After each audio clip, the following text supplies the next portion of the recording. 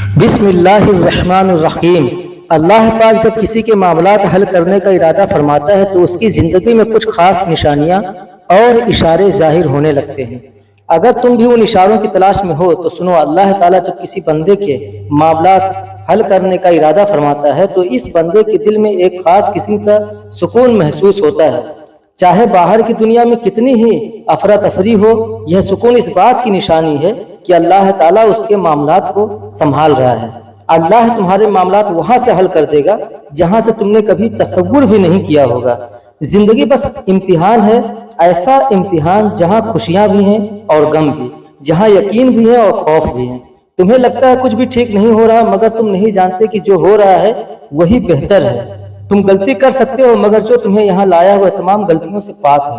اگر اس نے تم سے بہت کچھ لیا ہے تو بہت کچھ ایسا بھی دیا ہے جس کے تم قابل نہیں تھے۔ وہ تمہیں ایسی مشکل گھڑی میں جہاں تمہیں سب کچھ ناممکن نظر آتا ہے، کچھ چیزیں بس دعاؤں کی محتاج ہوتی ہیں، پھر فرق نہیں پڑتا کہ دنیا رکاوٹ بنے یا پھر مقدر۔ جب دعا مخلص دل سے نکلتی ہے تو یا تو دعا اس کے حق میں قبول کر لی جاتی ہے یا اس دل سے صبر دے دیا جاتا ہے۔ تمہارا یقین ہی تمہیں زندہ رکھتا ہے، اور جب ساری امیدیں اللہ سے وابستہ کر لی جائیں تو ہار جانے کا ڈر کیسا۔ جو جنگ اللہ کے ساتھ مل کر لڑی جاتی ہے اس میں شکست کبھی نہیں ہوتی۔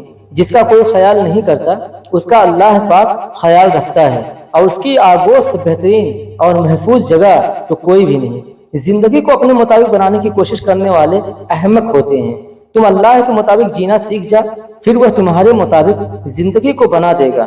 جو دنیا اپنے آپ میں ہی بکھری ہوئی ہے تمہیں کیسے سمیٹے گی، تو تم اس کی طرف لوٹ آؤ جو ایسے سمیٹ لیتا ہے کہ پھر کوئی توڑ نہیں سکتا۔ بس وہی ایک تمہارا ہے تو تم بھی اس کے بن جاؤ تو ساری دنیا تمہاری بن جائے گی۔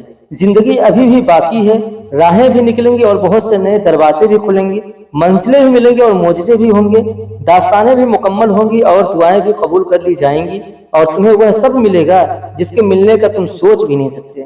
تمہارا اتنا طویل سفر طے کر کے یہاں تک آنا اور صبر کرنا کچھ بھی بے مقصد نہیں ہے۔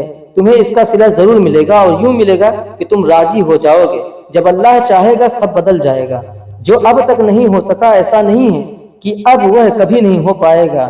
جو اب تک مل نہیں سکا ایسا نہیں ہے کہ اب وہ کبھی مل نہیں سکے گا۔ جس منزل کا انتخاب عرش والے نے کر رکھا ہے اس تک پہنچنے سے تمہیں دنیا کا کوئی راستہ روک نہیں سکتا۔ ضروری نہیں ہے کہ جو مانگا جائے وہ اسی وقت مل جائے، اور یہ بھی ضروری نہیں کہ جو نصیب میں نہیں لکھا وہ پھر کبھی نصیب کا حصہ نہ لکھا جائے۔ بس یہ ساری وقت کی ترتیب ہے، سب کچھ اللہ کی منصوبے سازی ہے۔ تمہارے سوچے ہوئے وقت کے مطابق نہ صحیح، مگر جو بھی ہوگا تمہاری رضا کے مطابق ہی ہوگا۔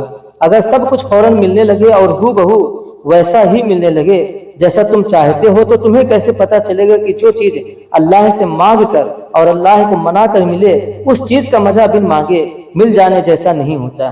اور اگر نیند آنکھوں میں اترنے لگے تو تم کیسے رات کے اندھیرے میں وہ سرگوشیاں سن سکو گے جو اللہ اور تمہارے درمیان ہوتی ہیں۔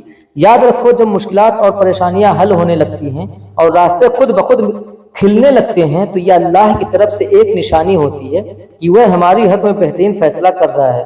تمہاری دعائیں سن لی گئی ہیں، مگر یہ وقت آزمائش ہے کہ انتظار کتنا کرتے ہو۔ تمہارا سکون بس یہ بات کو خود کو سمجھا لینے میں ہے کہ جو بھی ہوا اللہ کی مرضی سے ہوا، اور جو بھی ہوگا اللہ کی مرضی سے ہی ہوگا۔